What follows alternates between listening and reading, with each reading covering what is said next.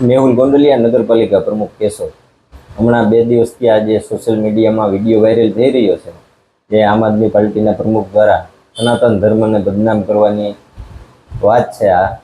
અને કેશોદમાં આવી 5 પ્રતિમાનું અનાવરણ થયું છે। એ ભાઈને સનાતન પ્રત્યે જો એટલો બધો જ પ્રેમ હોય તો એકાદા કાર્યક્રમમાં હાજર રહેવું જોઈએ। જે કોઈ પાર્ટીનો કાર્યક્રમ નહોતો, આ પ્રતિમાના અનાવરણ એ સમસ્ત ગામનો કાર્યક્રમ, એમાં હાજર રહેવું જોઈએ। અને આ તદ્દન પાયા વિહોણા એના આક્ષેપો છે। અને કારીગરને અમે આગળ રૂબરૂ બોલાવી અને એ કોઈ સિંહાસનની વાત કરે ખંડિત થયું, એવું કંઈ ખંડિત થયું નથી।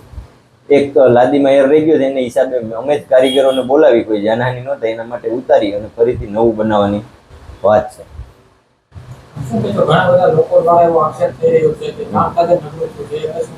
ઘણા બધા એટલે જો આમાં કોઈના રાજકીય દુશ્મની હોય એમાં।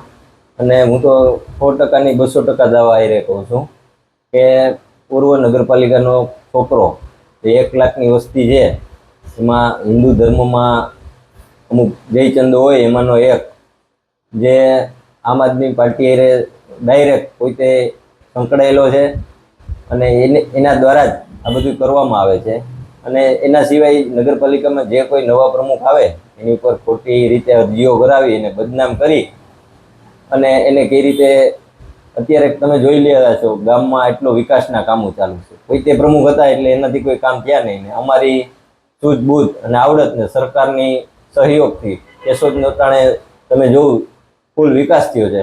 એના માટે એવા પાયા વિહોણા આક્ષેપો પોતે તો ન કરી શકે, એટલે ઇનડાયરેક્ટ બીજા માણસોને કોન્ટેક્ટમાં રહી અને આજે હું પ્રમુખ હોય તો હું ભારતીય જનતા પાર્ટીનો પ્રમુખ છું, એટલે આ એક જાતનું પાર્ટી વિરુદ્ધનું કામ જ આ લોકો કરી રહ્યા છે।